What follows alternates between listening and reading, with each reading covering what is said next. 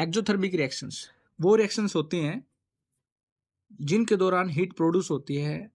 ऐसी रिएक्शंस को हम एक्सोथर्मिक रिएक्शन कहते हैं।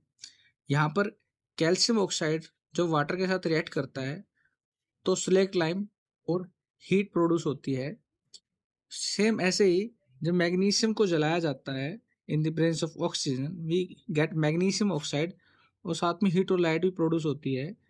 तो ऐसी रिएक्शन जिनके दौरान हीट प्रोड्यूस होती है ऐसी रिएक्शंस को हम एक्सोथर्मिक रिएक्शंस कहते हैं।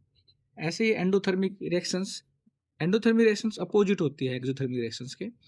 इनमें हीट अब्जॉर्ब होती है, हीट हमें देनी पड़ती है रिएक्शंस को करने के लिए। जैसे कि यहाँ पे हमने देखा भी कैल्शियम कार्बोनेट है, हमने इसको हीट किया, कैल्शियम ऑक्साइड और कार्बन डाइऑक्साइड प्रोड्यूस हो गई, ये डिकम्पोज हो गया। इसको हम डिकम्पोजिशन रिएक्शन भी कह सकते हैं और ये थर्मल डिकम्पोजिशन रिएक्शन में आएगा।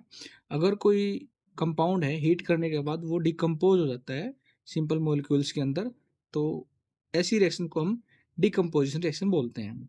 सोडियम कार्बोनेट को हीट करेंगे तो भी सोडियम ऑक्साइड और कार्बन डाइऑक्साइड में कन्वर्ट हो जाता है और इसमें हमने हीट दी है तो इसलिए इसको भी हम एंडोथर्मिक रिएक्शंस कहेंगे। कैल्शियम सल्फेट हेमीहाइड्रेट जिसको प्लास्टर ऑफ पेरिस भी बोला जाता है, जब इसको हीट किया जाता है तो इसमें से जो हाफ वाटर मॉलिक्यूल बच गया था वो भी इसमें से बाहर निकल जाता है और सिर्फ कैल्शियम सल्फेट बच जाता है। तो आज हमने एक्सोथर्मिक और एंडोथर्मिक रिएक्शंस के बारे में पढ़ा है। मैग्नीशियम रिबन को जलाने पर ये एक चमकदार सफेद लौ के साथ जलता है और हमें मैग्नीशियम ऑक्साइड मिलता है।